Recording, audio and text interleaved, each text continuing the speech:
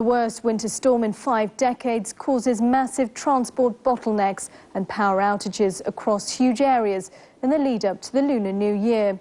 The weather affects at least 105 million people in all, leaves 107 dead and triggers a shortage of basic goods in some areas.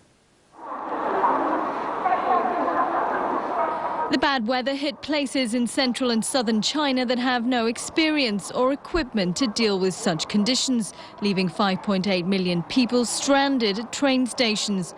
Blackouts cut electricity needed to run the trains, create a massive backlog in Guangzhou and strand 800,000 there alone.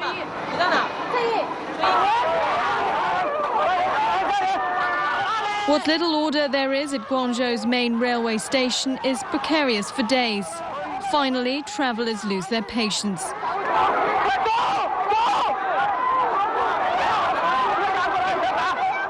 Men, women and children, along with their luggage, pile on top of each other. People at the back continue to surge forward.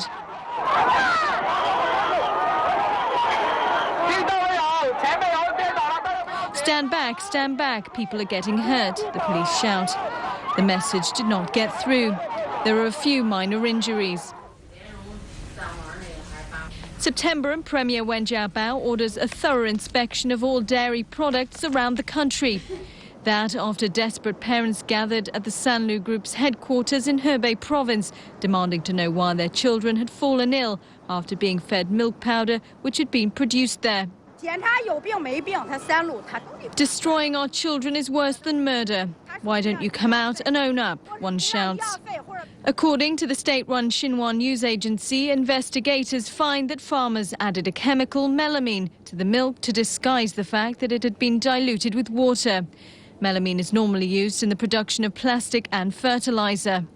One chemist warns that the consequences could be grave even for the surviving children. This compound can pose a health hazard to rats, in particular related to kidney disease and the formation of kidney stones. And the worst is it could produce cancer in the urinary bladders for long-term exposure.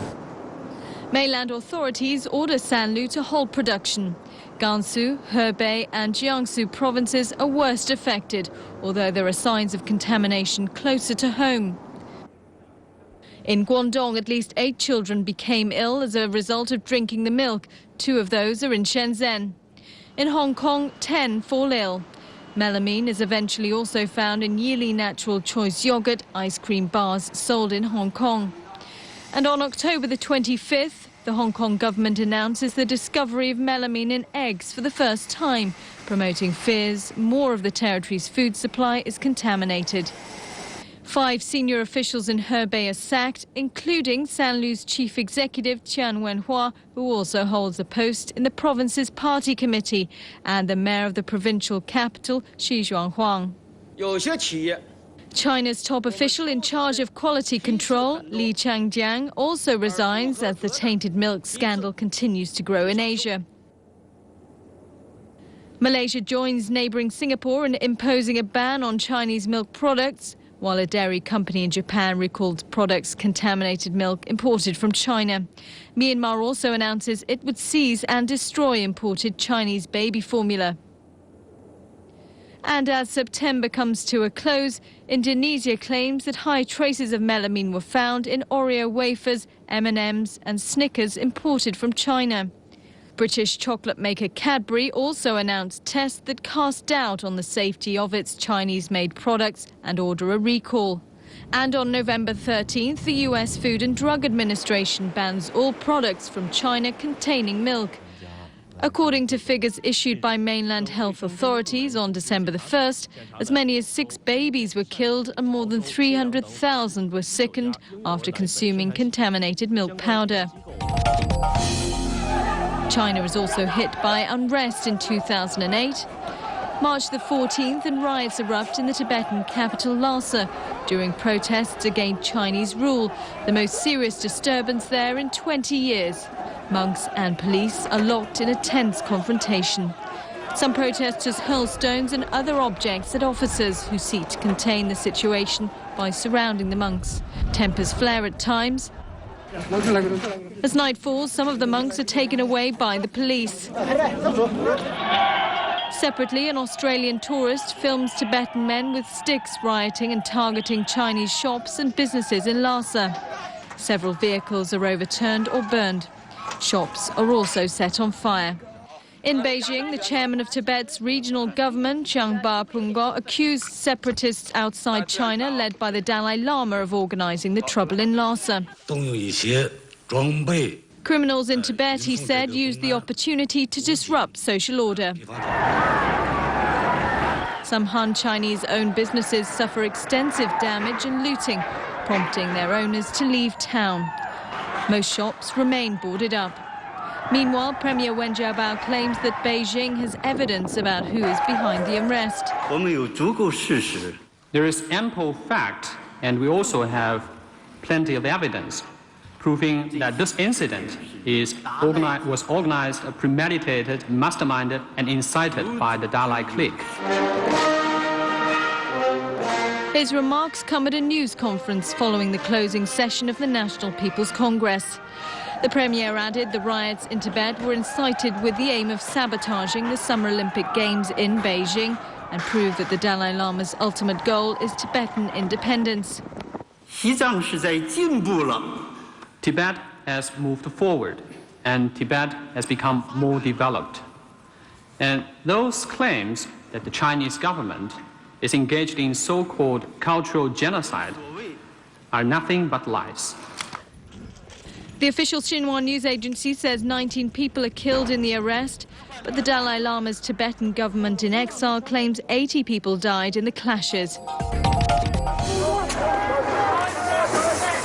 The Olympic torch also becomes a target for pro-Tibet and human rights protesters as it travels around the world. In London, one tries to grab it. In Paris, officials put out the flame and place the torch on a bus after protesters get too close. China faces other problems as the Olympics approach, such as criticism of internet censorship, still lingering pollution, and a terrorist attack in Kashgar, killing 16 policemen.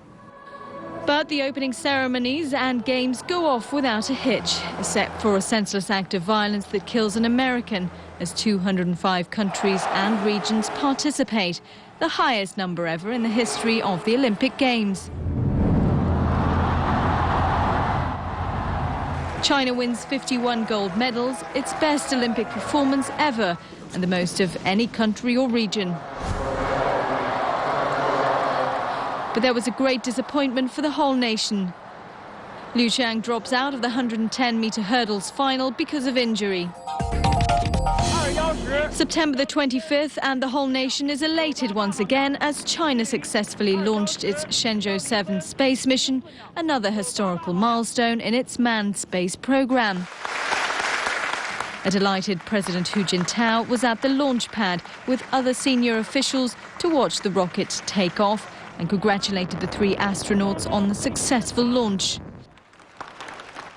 September the 27th, China successfully performs its first spacewalk. The honour goes to astronaut Chai Ji-gang, who ventures outside the spacecraft for about 15 minutes. It's the climax of the 68-hour Shenzhou 7 mission and marks a new chapter in China's manned space program. China is now the 3rd country after the United States and the former Soviet Union to perform the feat. And we leave you tonight with more pictures of the opening ceremonies. Good night and have a great 2009.